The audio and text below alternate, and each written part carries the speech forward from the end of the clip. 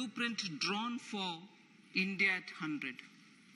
We envision a prosperous and inclusive India in which the fruits of development will reach all sections and citizens, especially our youth, women, farmers, OBCs, scheduled castes, and scheduled tribes. In the 75th year of our independence, the world has recognized the Indian economy as a bright star. Our current year's economic growth is estimated to be at 7%. It is notable that this is the highest among all the major economies. This is in spite of the massive slowdown globally caused by COVID-19 and the war. The Indian economy is therefore on the right track and despite a time of challenges, heading towards a bright future. Today, as Indians stand with their head held high and the world appreciates India's achievements and successes, we are sure that elders who had fought for India's independence will, with joy, bless us in our endeavors going forward as well. Our focus on wide-ranging reforms and sound policies implemented through Sabka Prayas, resulting in Jan Bhagidari and targeted support to those in need, helped us perform well in trying times. India's rising global profile is because of the several accomplishments: unique world-class digital public infrastructure, example, Aadhaar, CoWIN and UPI, COVID vaccination drive in unparalleled scale and speed, proactive role in frontier areas such as achieving the climate-related goals, Mission Life and National Hydrogen Mission. During the COVID-19 pandemic, we ensured that no one goes to bed hungry with a scheme to supply free food grains to over 80 crore persons for 28 months. Continuing our commitment to ensure food and nutritional security, we are implementing from 1st January 2023 a scheme to supply free food grain to all Antyodaya and priority households for the next 1 year. Under PM Garib Kalyan Anna Yojana, the entire expenditure of about 2 lakh crore will be borne by the central government. In these times of global challenges, the G20 presidency gives us a unique opportunity to strengthen India's role in the world economic order. With the theme of Vasudhaiva Kutumbakam, we are steering an ambitious, people-centric agenda to address global challenges and to facilitate sustainable economic development. The government's efforts since 2014 have ensured for all citizens a better quality of life and life of dignity. The per capita income has more than doubled to 1.97 lakh rupees. In these 9 years, the Indian economy has increased in size from being 10th to 5th largest in the world. We have significantly improved our position as well as a well-governed and innovative country with a conducive environment for business as reflected in several global indices. We have made a significant progress in many sustainable development goals. The economy has become a lot more formalized as reflected in the EPFO membership, more than doubling to 27 crore and rupees 7,400 crore digital payments of 126 lakh crore rupees through UPI in 2022. The efficient implementation of many schemes with universalization of targeted benefits has resulted in inclusive development. Some of the schemes are 11.7 crore household toilets under Swachh Bharat Mission, which is achieved, 9.6 crore LPG connections under Ujjwala, 220 crore COVID vaccination of 102 crore persons, 47.8 crore PM Jan Dhan bank accounts, insurance cover for 44.6 crore persons under PM Suraksha Bima and PM Jeevan Jyoti Yojana, and cash transfer of 2.2 lakh crores of rupees to 11.4 crore to over 11.4 crore farmers under PM Kisan Samman Nidhi. Our vision for the Amrit Kaal includes technology-driven and knowledge-based economy with strong public finances and a robust financial sector. To achieve this, Jan Bhagidari through Sabka Saath Sabka Prayas is essential. The economic agenda for achieving this vision focuses on three things. First, facilitating ample opportunities for citizens, especially the youth, to fulfill their aspirations. Second, providing strong impetus to growth and job creation. And third, strengthening macroeconomic stability. To service these focus areas in our journey to India at 100, we believe that the following four opportunities can be transformative during Amrit Kaal. Economic empowerment of women. Deen Dayal Antyodaya Yojana National Rural Livelihood Mission has achieved remarkable success by mobilizing rural women into 81 lakh self-help groups. We will enable these groups to reach the next stage of economic empowerment through formation of large producer enterprises or collectives, with each having several thousand members and managed professionally. They will be helped with raw materials supply and for better design, quality, branding, and marketing of their products. Through supporting these policies, they will be enabled to scale up their operations to serve the large consumer markets, as has been the case with the several startups growing into unicorns. PM Vishwakarma Kaushal Samman, PM Vikas. For centuries, traditional artisans and craftspeople who work with their hands using tools have brought renown for India. They're generally referred to as Vishwakarma. The art and the handicraft created by them represents the true spirit of Atmanirbhar Bharat. For the first time, a package of assistance for them has been conceptualized.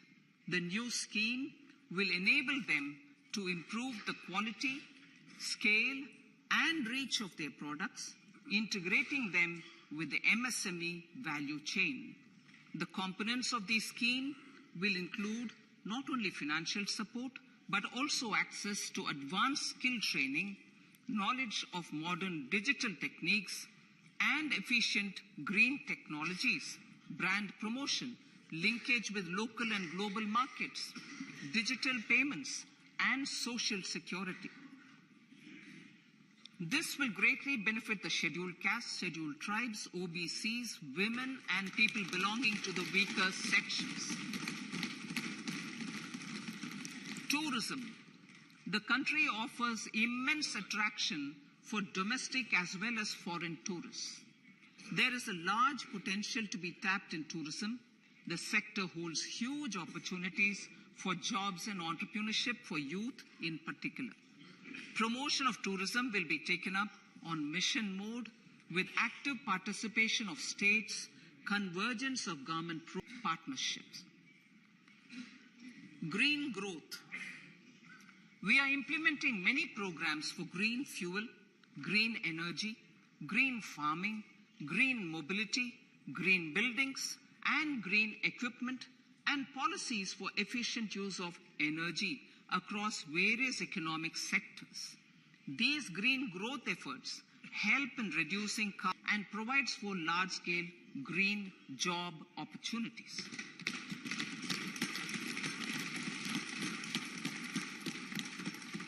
Priorities of this budget. The budget adopts the following 7 priorities. They complement each other and act as the Saptarishi guiding us through the Amritkal. Inclusive development, reaching the last mile, infrastructure and investment, unleashing the potential, green growth, youth power, and finance. I now speak on the priority number 1, inclusive development. The government's philosophy of Sabka Saath, Sabka Vikas has facilitated inclusive development covering in specific farmers, women, youth, OBCs, scheduled castes, scheduled tribes, Divyangjan, and economically weaker sections, and overall priority for the underprivileged, Vanchiton ko Variyata.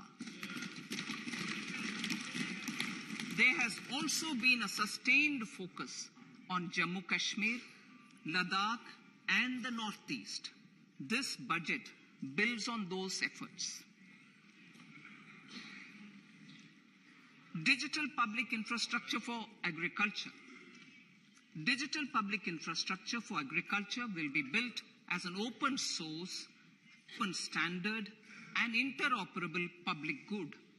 This will enable inclusive farmer-centric solutions through relevant information services for crop planning and health, improved access to farm inputs, credit and insurance, help for crop estimation, market intelligence, and support for growth of agri-tech industry and startups.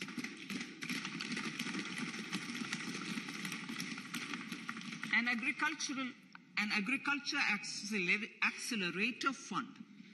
An agriculture accelerator fund will be set up to encourage agri-startups by young entrepreneurs in rural areas. The fund will aim at bringing innovative and affordable solutions for challenges faced by farmers. It will also bring in modern technologies to transform agricultural practices, increase productivity and profitability. To enhance the productivity of extra long staple cotton, we will adopt a cluster-based and value chain approach through public-private partnerships. This will mean collaboration between farmers, state, and industry for input supplies, extension services, and market linkages. We will launch an Atmanirbhar Clean Plant program to boost availability of disease-free, quality planting material for high-value horticultural crops at an outlay of 2,200 crores. Global hub for millets, which are Sri Anna. India is the forefront. India's at the forefront of popularizing millets, whose consumption furthers nutrition, food security, and welfare of farmers, said the Honorable Prime Minister. We are the largest producer and second largest exporter of Sri Anna in the world. We grow several types of Sri Anna, such as Sri Anna Jowar, Sri Anna Ragi, Sri Anna Bajra, Sri Anna Kutu, Ramdana, Kangni, Kutni, Kutki, Kodo, China, and Sama. These have a number of health benefits and have been an integral part of our food for centuries. I acknowledge with pride the huge service done by small farmers in contributing to the health of fellow citizens by growing these Sri Anna. Now, to make India a global hub for Sri Anna, the Indian Institute of Millet Research, ideally Indian Institute of the Sri Anna Research, Hyderabad, will be supported as the center of excellence for sharing best practices, research, and technologies at the international level. The agricultural credit target will be increased to 20 lakh crores with focus on animal husbandry, dairy, and fisheries. We will launch a new sub-scheme of PM Matsya Sampada Yojana, which is an existing scheme, but we'll launch a new sub-scheme with targeted investment of 6,000 crores to further enable activities of fishermen, fish vendors, and micro and small entrepreneurs, improve value chain efficiencies, and expand the market.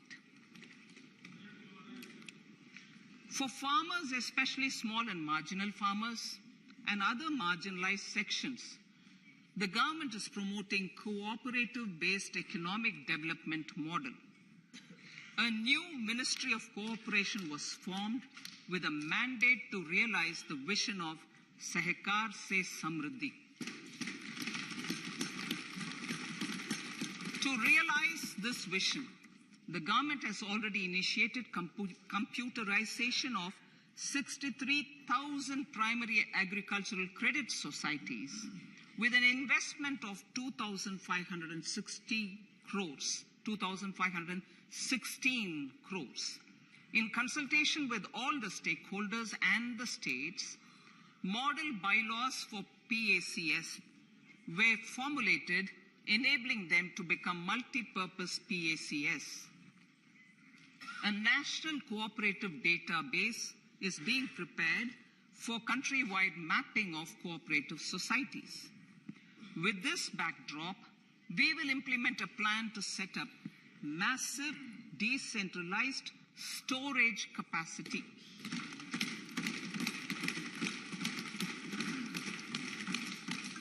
This will help farmers store their produce and realize remunerative prices through sale at appropriate times. The government will also facilitate setting up of a large number of multi-purpose cooperative societies, primary fishery societies, and dairy cooperative societies in uncovered panchayat and villages in the next 5 years.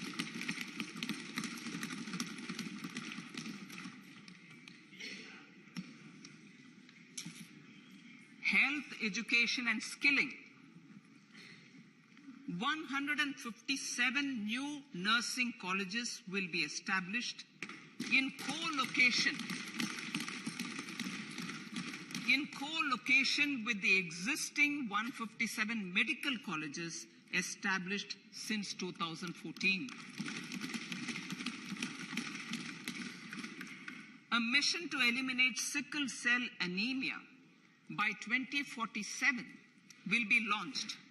It will entail awareness creation, universal screening of 7 crore people in the age group of 0 to 40 years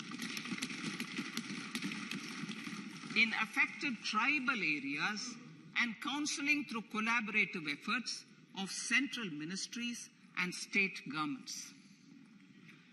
Facilities in select ICMR labs, Indian Council for Medical Research Labs, will be made available for research by public and private medical college faculty and private sector R&D teams for encouraging collaborative research and innovation.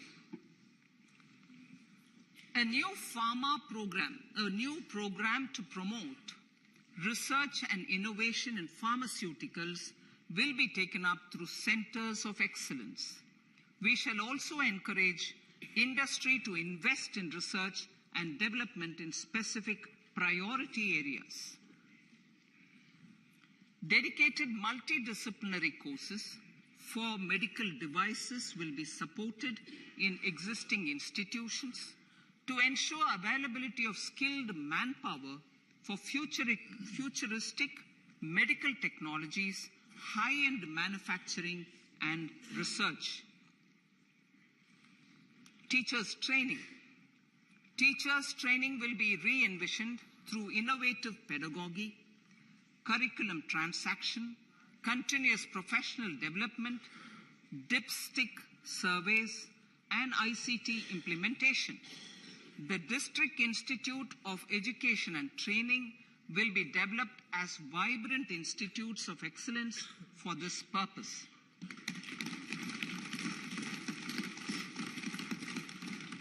National Digital Library for Children and Adolescents.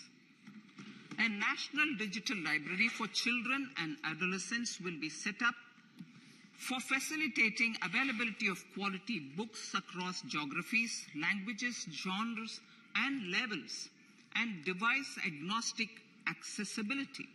States will be encouraged to set up physical libraries for them at panchayat and ward levels and provide infrastructure for accessing the National Digital Library resources. Additionally, to build a culture of reading and to make up for pandemic time learning loss, the National Book Trust, the Children's Book Trust, and other sources will be encouraged to provide and replenish non-curricular titles in regional languages and in English to these physical libraries. Collaboration with NGOs that work in literacy will also be a part of this initiative to inculcate financial literacy. Financial sector regulators and organizations will be encouraged to provide age-appropriate reading material to these libraries. I move to priority 2, reaching the last mile. Prime Minister Vajpayee's government had formed the Ministry of Tribal Affairs and the Department of Development of Northeast Region to provide a sharper focus to the objective of reaching the last mile. Our government has formed the Ministries of Ayush, Fisheries, Animal Husbandry and Dairying, Skill Development, Jal Shakti and Cooperation. Building on the success of the Aspirational Districts program, the government has recently launched the Aspirational Blocks program, covering 500 blocks for saturation of essential government services across multiple domains such as health, nutrition, education, agriculture, water resources, financial inclusion, skill development, and basic infrastructure. Manya Speaker, Sir, Pradhan Mantri PVTG, which is Primitive Vulnerable Tribal Groups Development Mission, is being launched. To improve socio-economic conditions of the particularly vulnerable tribal groups, the PVTGs as we refer them to, Pradhan Mantri PVTG Development Mission will be launched. This will saturate PVTG families and habitations with basic facilities such as safe housing, clean drinking water and sanitation, improved access to education, health, nutrition, road and telecom connectivity, and sustainable livelihood opportunities. An amount of 15,000 crores will be made available to implement the mission in the next 3 years under the Development Action Plan for the Scheduled Tribes. Ekalavya Model Residential Schools. In the next 3 years, Center will recruit 38,800 teachers and support staff for the 740 Ekalavya Model Residential Schools, which is serving 3.5 lakh tribal students.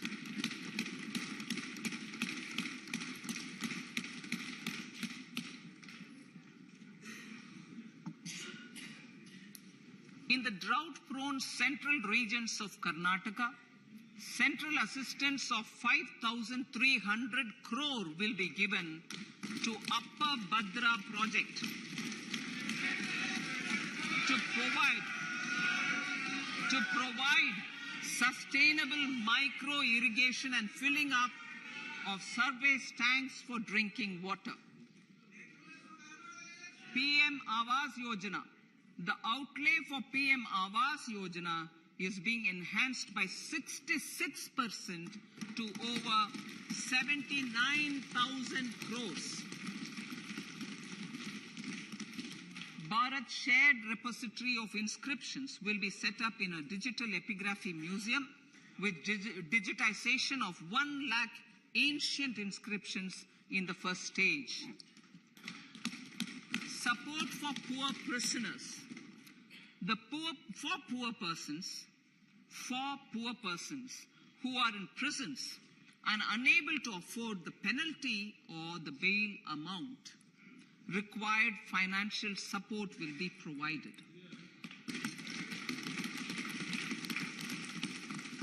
Priority number 3, infrastructure and investment. Investments in infrastructure and productivity.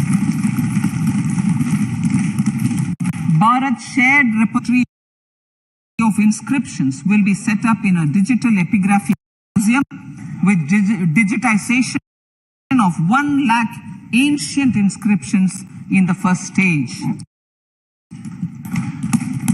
Support for poor prisoners. For poor persons who are in prisons and unable to afford the penalty or the bail amount, required financial support will be provided.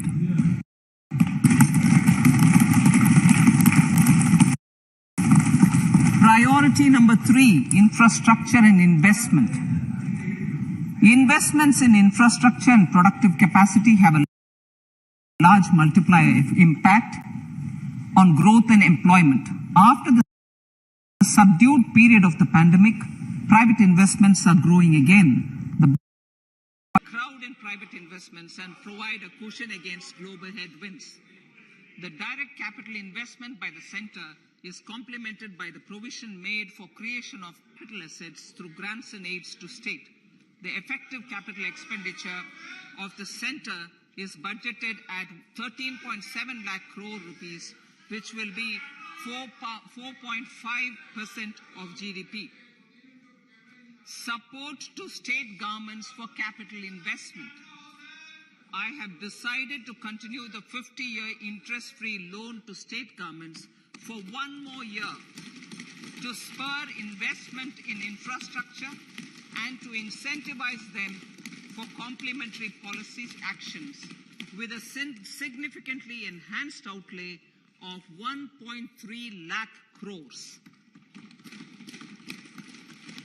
The newly established Infrastructure Finance Secretariat will assist all stakeholders for more private investment in infrastructure, including railways, roads, urban infrastructure and power, which are predominantly depend on public resources.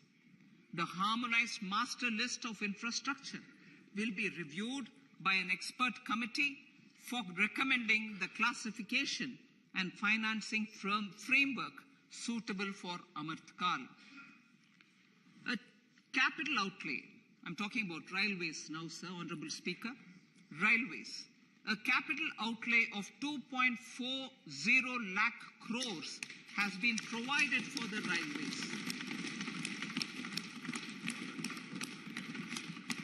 This is the highest ever outlay this highest ever outlay is about 9 times the outlay made in 2013-14. 100 critical transport infrastructure projects for last and first mile connectivity for ports, coal, steel, fertilizer and food grain sectors have been identified. They will be taken up on priority with investment of 75,000 crores, including 15,000 crore from private sources. 50 additional airports, heliports, water aerodromes, and advanced landing grounds will be revived for improving regional air connectivity.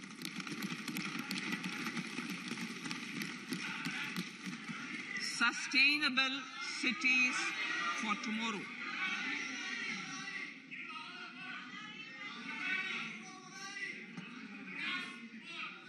States and cities will be encouraged to undertake urban planning reforms and actions to transform our cities into sustainable cities of tomorrow. This means efficient use of land resources, adequate resources for urban infrastructure, transit-oriented development, enhanced availability and affordability of urban land and opportunities for all. Through property tax governance reforms and ring-fencing user charges on urban infrastructure, cities will be incentivized to improve their creditworthiness for municipal bonds.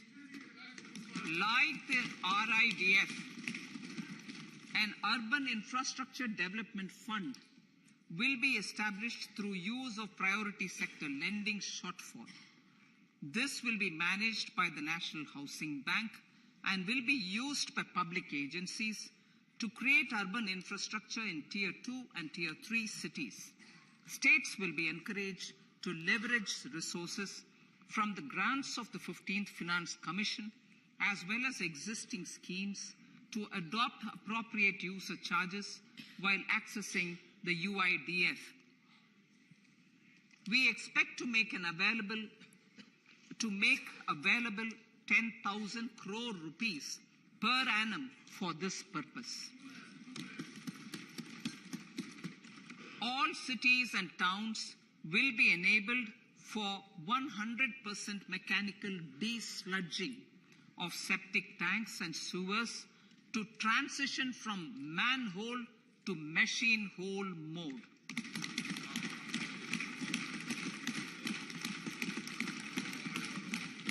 Enhanced focus will be provided for scientific management of dry and wet waste.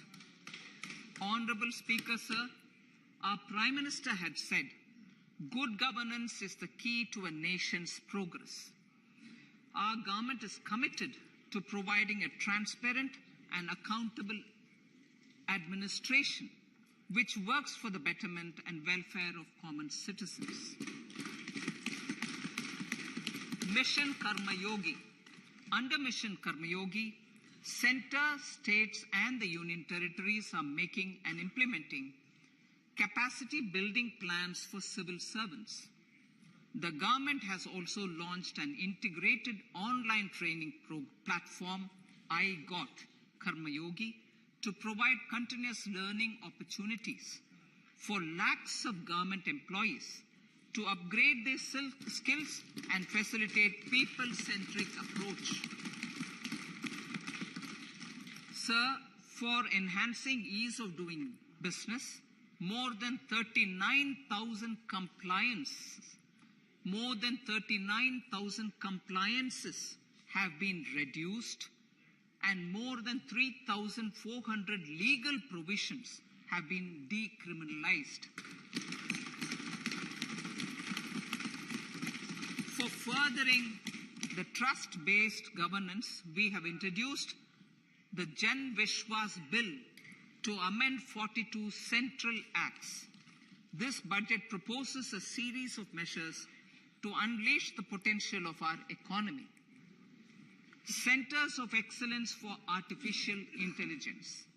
For realizing the vision of Make AI in India and Make AI Work for India, 3 centers of excellence for artificial intelligence will be set up in top educational institutions.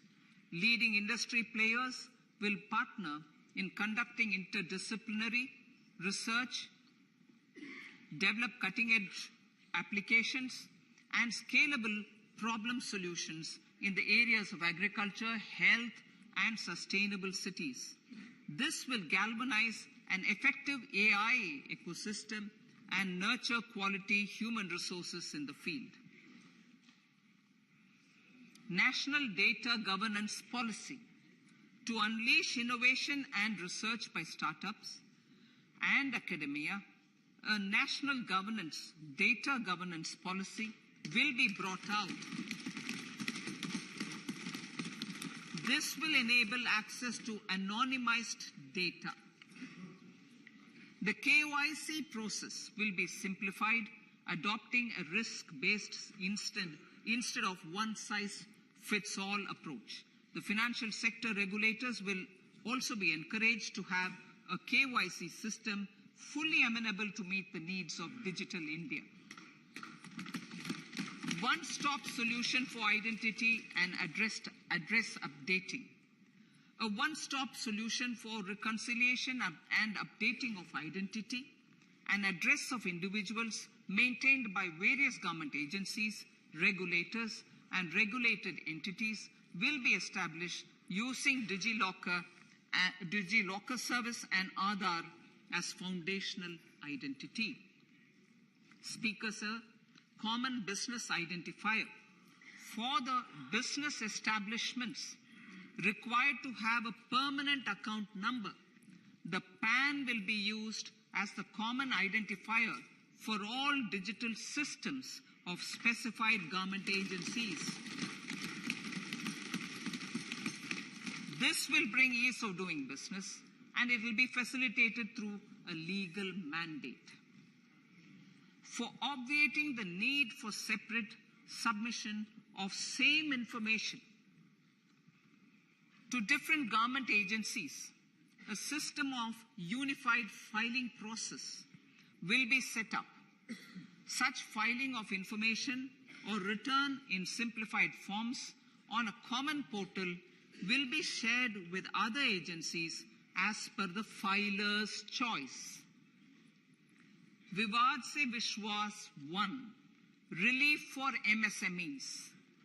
In cases of failure by MSMEs to execute contracts during the COVID period, 95% of the forfeited amount relating to the bid or performance security will be returned to them by government and government undertakings.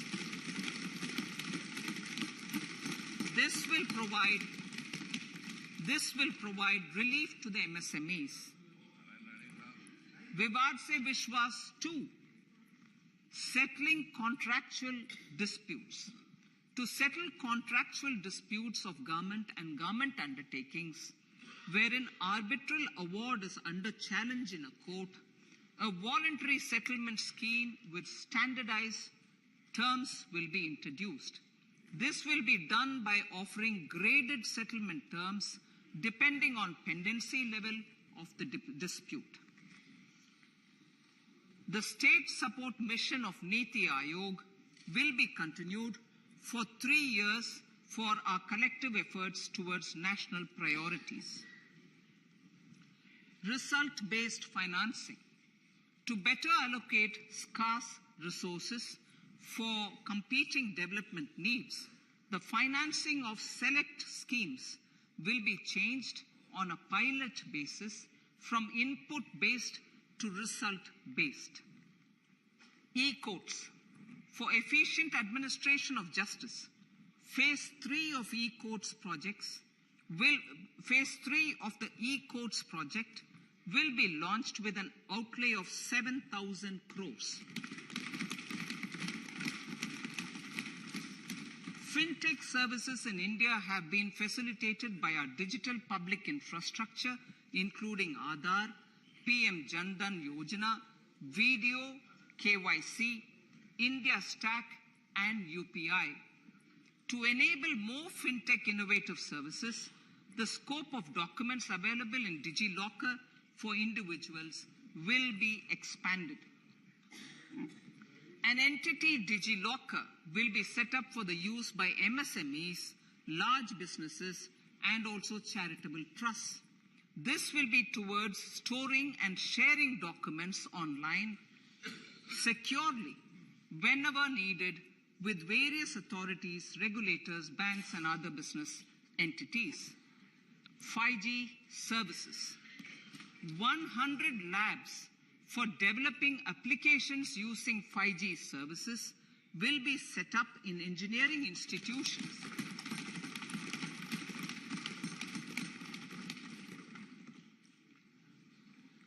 To realize a new range of opportunities, business models, and employment potential, the labs will cover, among others, applications such as smart classrooms, precision farming, intelligent transport systems, and healthcare applications. Lab-grown diamonds. Lab-grown diamonds is a technology and innovation-driven emerging sector with high employment potential. These environment-friendly diamonds, which have optically and chemically the same properties as natural diamonds.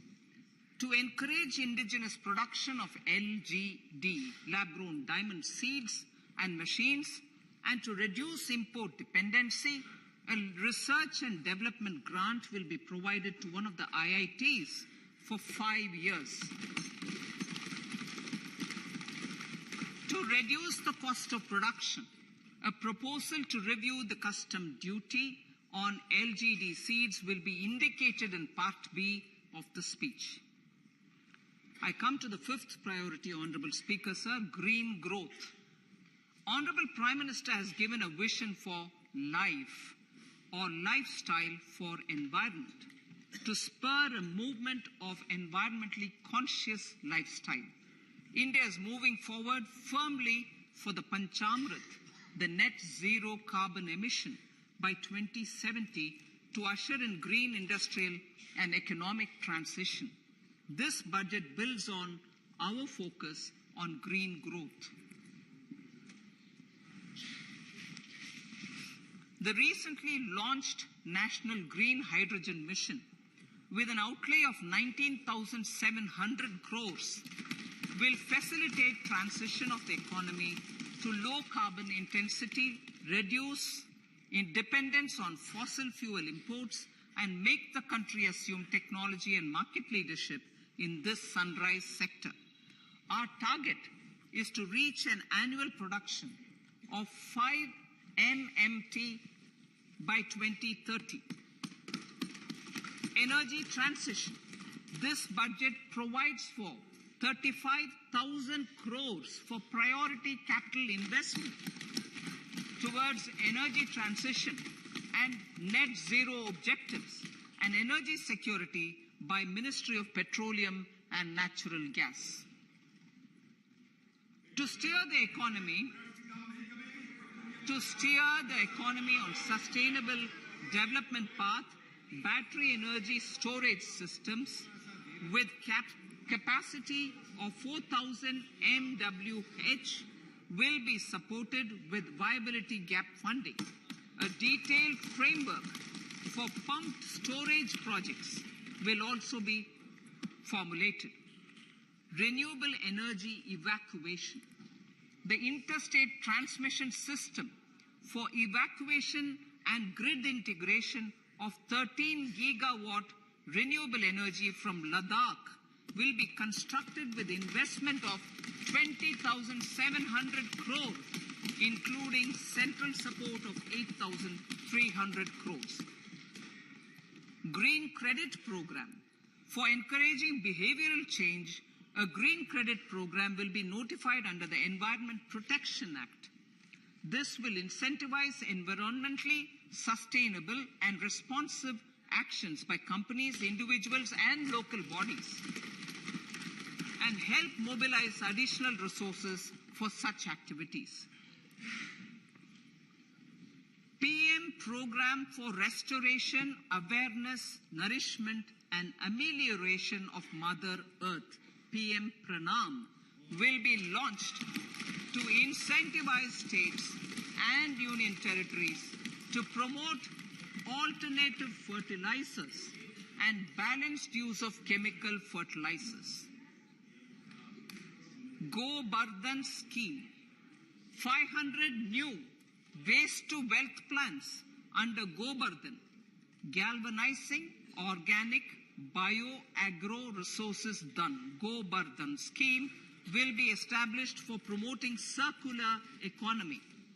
These will include 200 compressed biogas plants, including 75 plants in urban areas and 300 community or cluster-based plants at a total investment of 10,000 crores.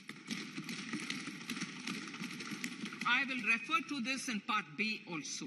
In due course, a 5% CBG mandate will be introduced for all organizations marketing natural and biogas. For collection of biomass and distribution of biomanure, appropriate fiscal support will also be provided. Bharatiya Prakritik Kheti Bio-Input Resource Centers. Over the next 3 years, we will facilitate 1 crore farmers to adopt natural farming. For this, Honorable Speaker, 10,000 bio-input resource centers will be set up, creating a national level distributed micro-fertilizer and pesticide manufacturing network. Mishti.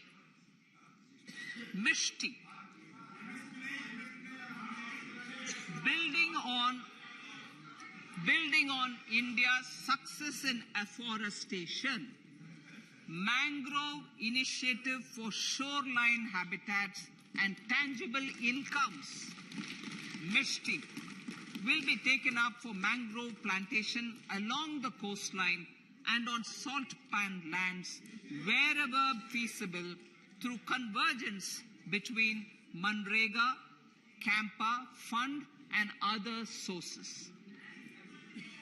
Amrit Dharohar. Wetlands are vital ecosystems which sustain biological diversity.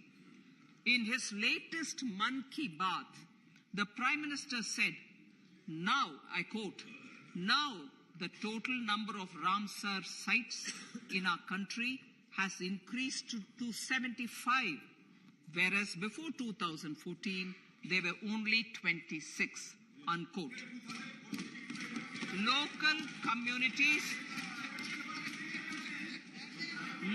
communities have always been at the forefront of conservation efforts.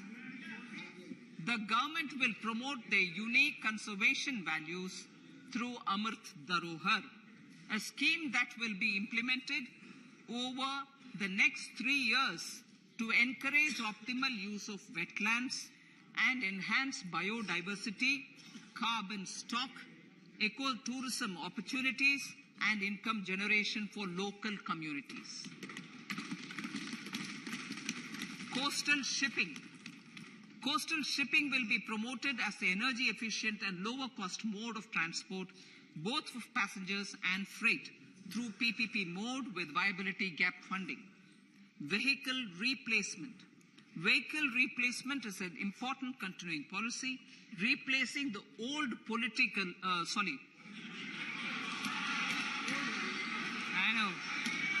replacing, absolutely, thank you.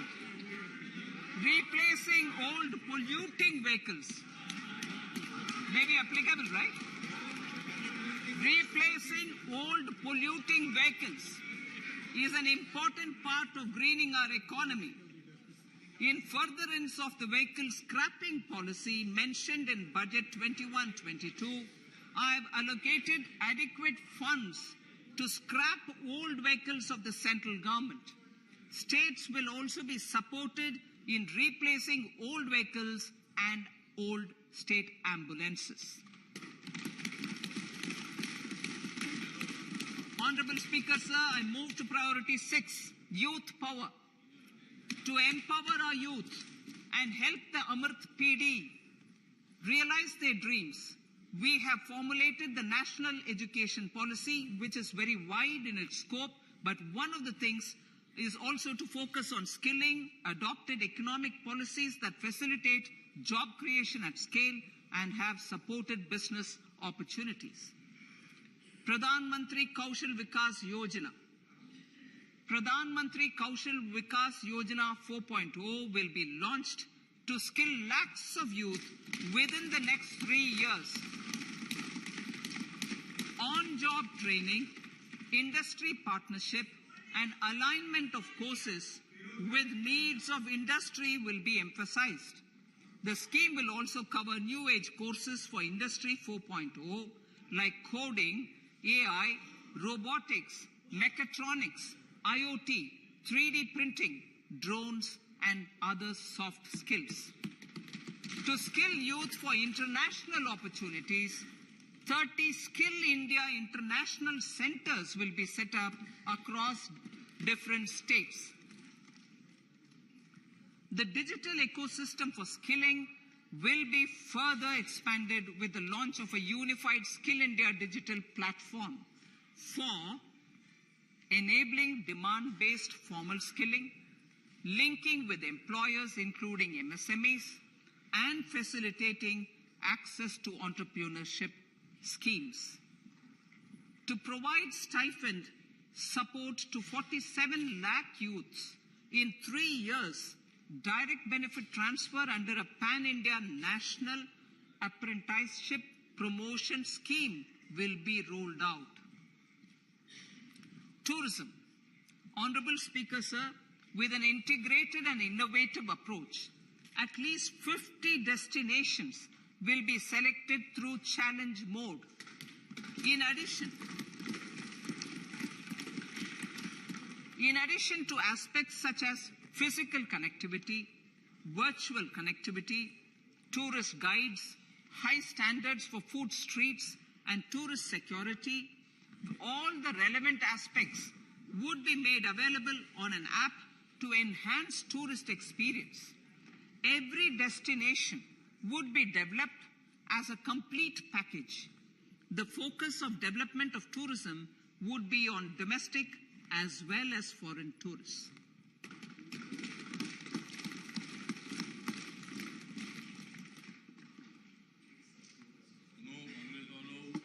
Sector-specific skilling and entrepreneurship development will be dovetailed to achieve the objectives of Dekho Apna Desh initiative. This was launched as an appeal by the Honorable Prime Minister to the middle class to prefer domestic tourism over international tourism. The integrated development of theme-based tourist circuits, the Swadesh Darshan scheme, was also launched. Under the Vibrant Villages program, tourism infrastructure and amenities will be facilitated in border villages. Unity Mall. States will be encouraged to set up a Unity Mall in their state capital or most prominent tourism center or the financial capital for promotion and sale of their one district, one product and GI products and other handicraft products, and for providing space for such products of all other states as well. Sir, priority number 7, financial sector. Our reforms in the financial sector and innovative use of technology have led to financial inclusion at scale, better and faster service delivery, ease of access to credit, and participation in financial markets. This budget proposes to further these measures. Credit guarantee for MSMEs. Last year, I proposed revamping of the credit guarantee scheme for the MSMEs.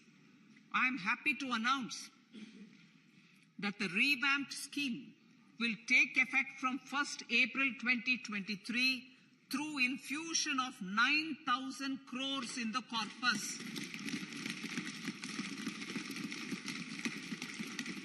This will enable additional collateral-free guaranteed credit of 2 lakh crores of rupees.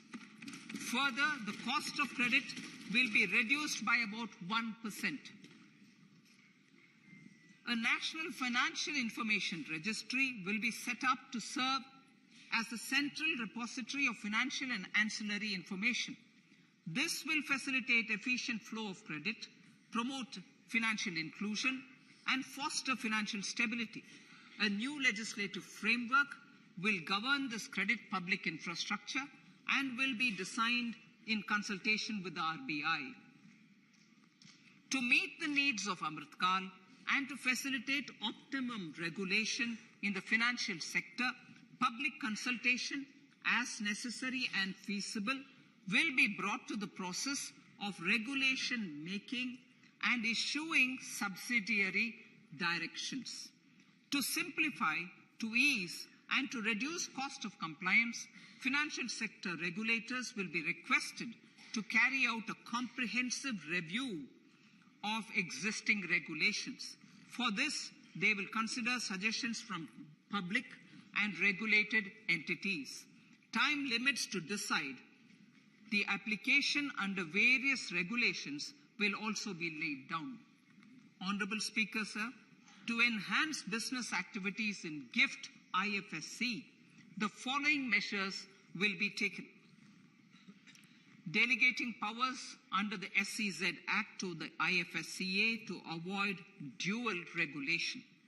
Setting up a single window IT system for registration and approval of IFSCA, SEZ authorities, GSTN, RBI, SEBI, and IRDAI.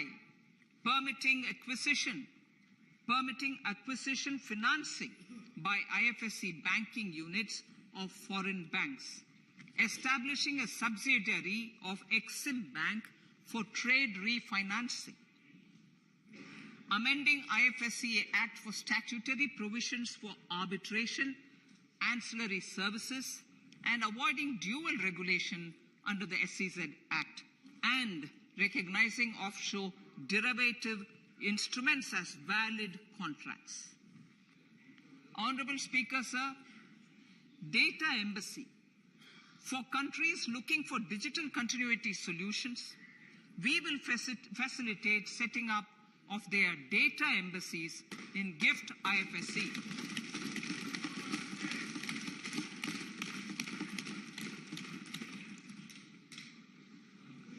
Improving governance and investor protection in banking sector. To improve bank governance and enhance investors' protection, certain amendments to the Banking Regulation Act, the Banking Companies Act, and the Reserve Bank of India Act are being proposed. Capacity building in securities market.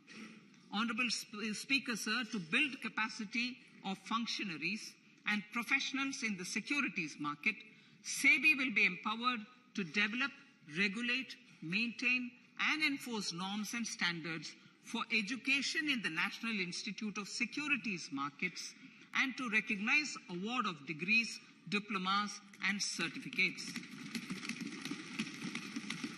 A central processing center will be set up for faster response to companies through centralized handling of various forms filed with field officers under the Companies Act. Reclaiming of shares and dividends. For investors to reclaim unclaimed shares and unpaid dividends from the Investor Education and Protection Fund Authority with ease, from the Investor Education and Protection Fund Authority with ease, an integrated IT portal will be established. Digital payments continue to find wide acceptance. In 2022, they show an increase of 76% in transactions and 91% in value. Fiscal support for this digital public infrastructure will continue in 2023-2024. आजादी का अमृत महोत्सव, महिला सम्मान बचत पत्र.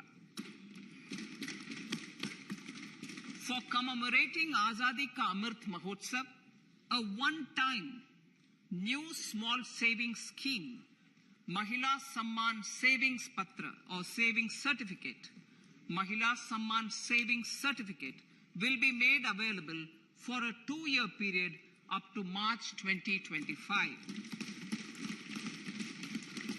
This will offer deposit facility up to 2 lakh in the name of a woman or girls for a tenure of 2 years at fixed interest rate of 7.5% with partial withdrawal option.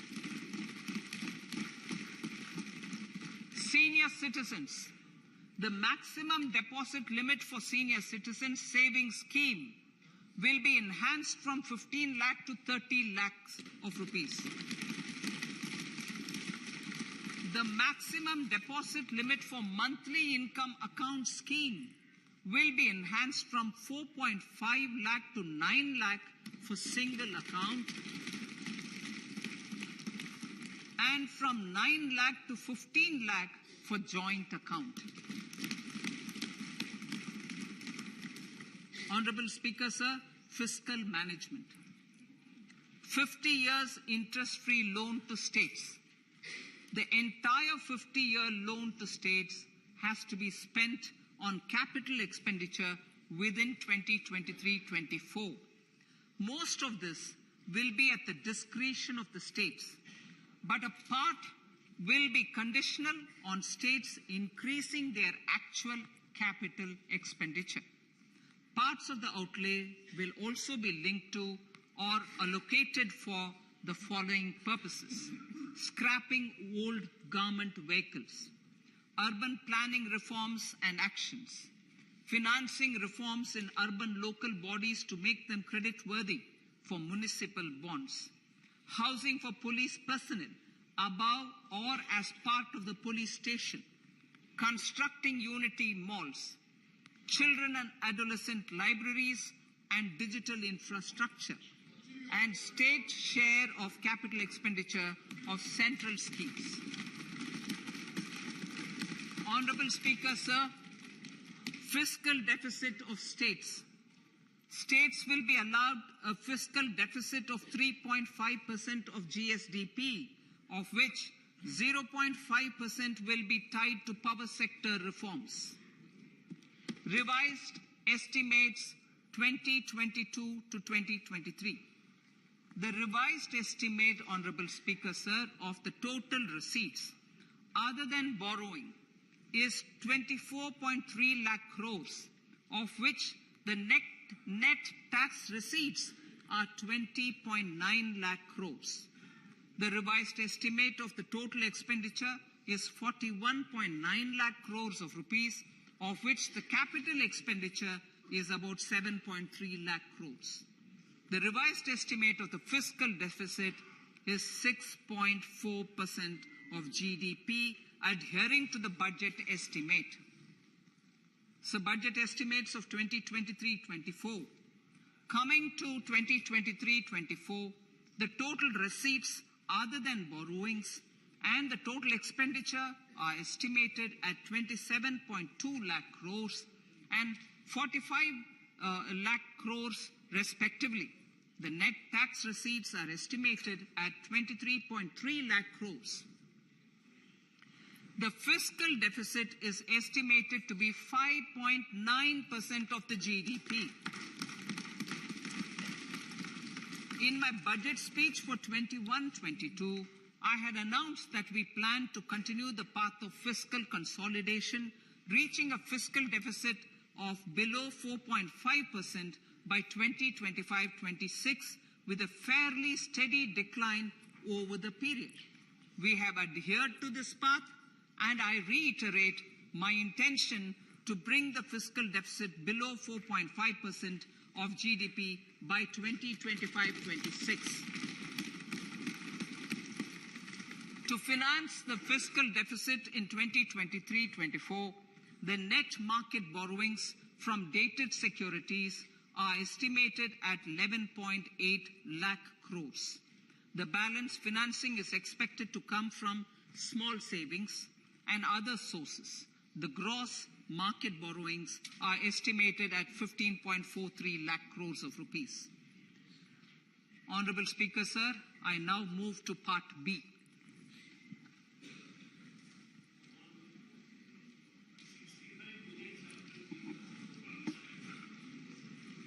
Indirect taxes.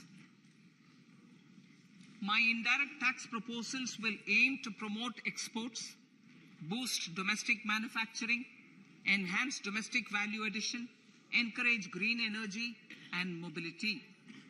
A simplified tax structure with fewer tax rates helps in reducing compliance burden and improving tax administration. I propose to reduce the number of basic customs duty rates on goods other than textiles and agriculture from 21 to 13. As a result, there are minor changes in the basic custom duties, cesses and surcharges on some items including toys, bicycle, automobiles and naphtha. Green mobility.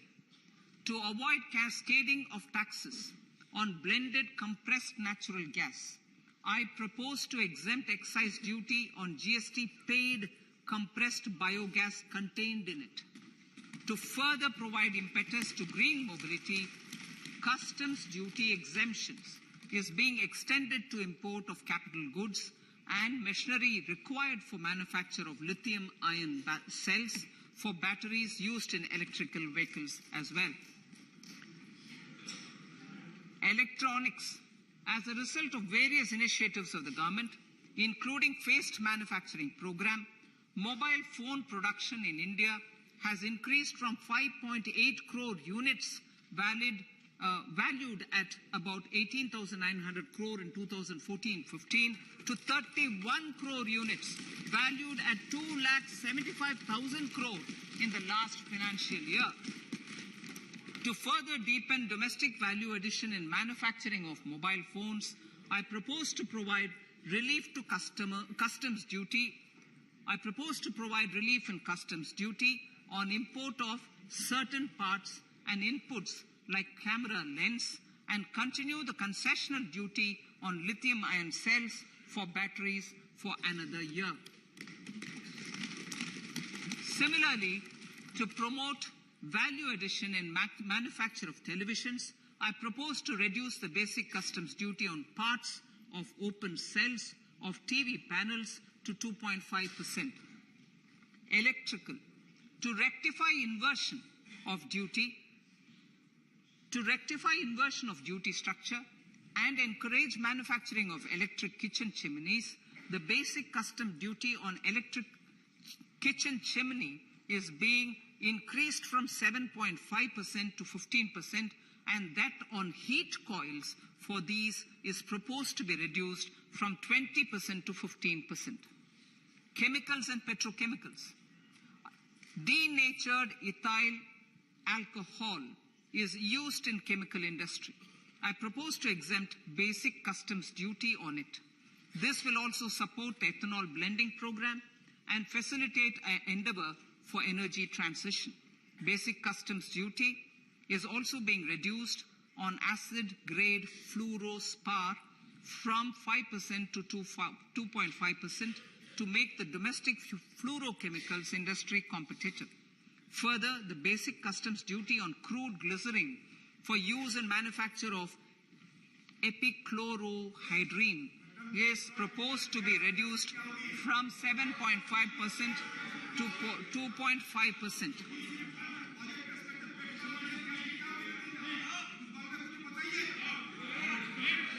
Marine products.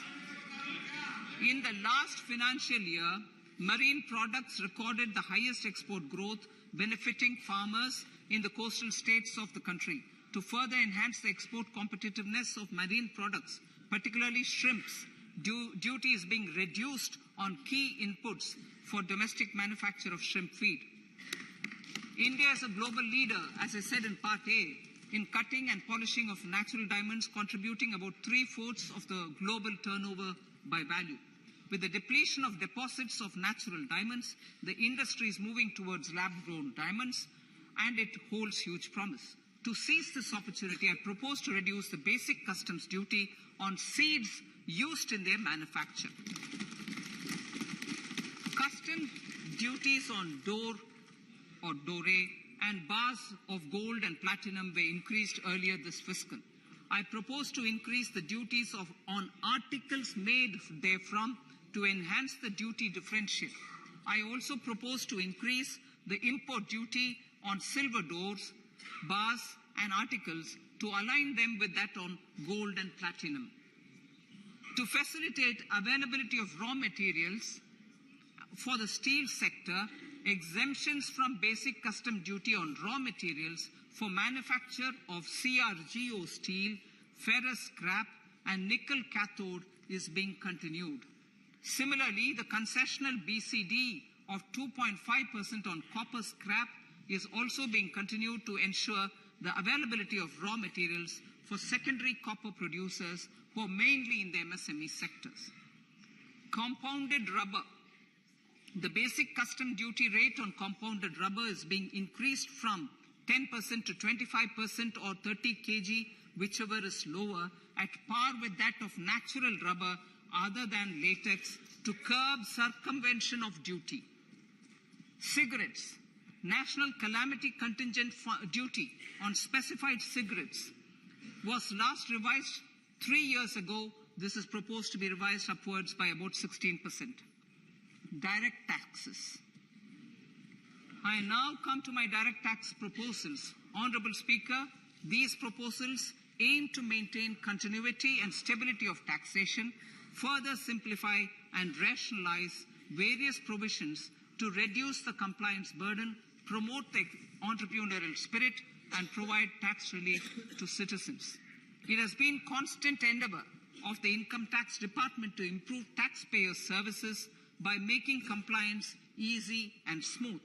Our taxpayers portal received a maximum of 72 lakh returns in a day, processed more than 6.5 crore returns this year.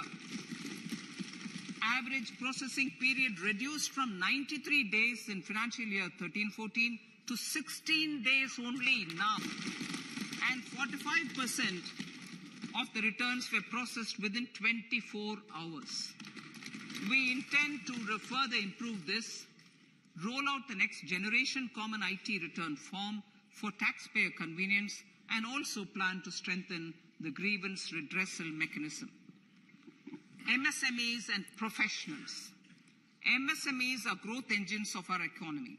Micro enterprises with turnover up to 2 crore of rupees and certain professionals with turnover of up to 50 lakh rupees can avail the benefit of presumptive taxation. I propose to provide enhanced limits of 3 crore and 75 lakh respectively to the taxpayers whose cash receipts are no more than 5%. Whose cash receipts are no more than 5%. Moreover, to support MSMEs in timely receipt of payments, I propose to allow deduction for expenditure incurred on payments made to them only when payment is actually made. Cooperation. Cooperation is a value to be cherished. In realizing our Prime Minister's goal for Sehkar Se Samriddhi and his resolve to connect the spirit of cooperation with the spirit of Amrit Kal, in addition to the measures proposed in Part A, I have a slew of proposals for the cooperation sector. First, new cooperatives that commence manufacturing activities till 2024, 31st March, shall get the benefit of a lower tax rate of 15%, as is presently available to new manufacturing companies. Secondly, I propose to provide an opportunity to sugar cooperatives to claim payments made to sugarcane farmers for the period prior to the assessment year 2016-17 as expenditure. This is expected to provide them a relief of almost 10,000 crores. Thirdly, I am providing a higher limit of 2 lakh per member for cash deposits to loans in cash by primary agricultural cooperative societies and primary cooperative agriculture and rural development banks. I repeat that. Thirdly, I'm providing a higher limit of 2 lakh per member for cash deposits to and loans in cash by primary agricultural cooperative societies and primary cooperative agricultural and rural development banks. Similarly, a higher limit of 3 crore for TDS on cash withdrawal is being provided to cooperative societies. Startups.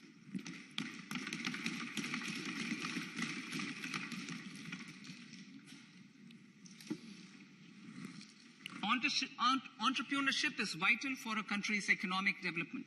We have taken a number of measures for startups and they have borne results.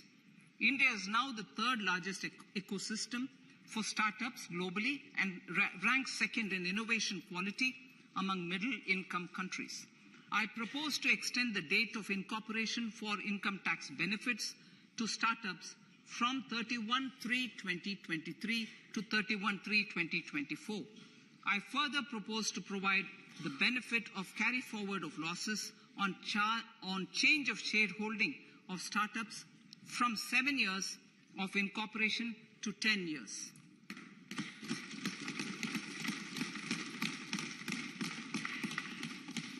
To reduce the pendency of appeals at commissioner level, I propose to deploy about 100 joint commissioners for disposal of small appeals.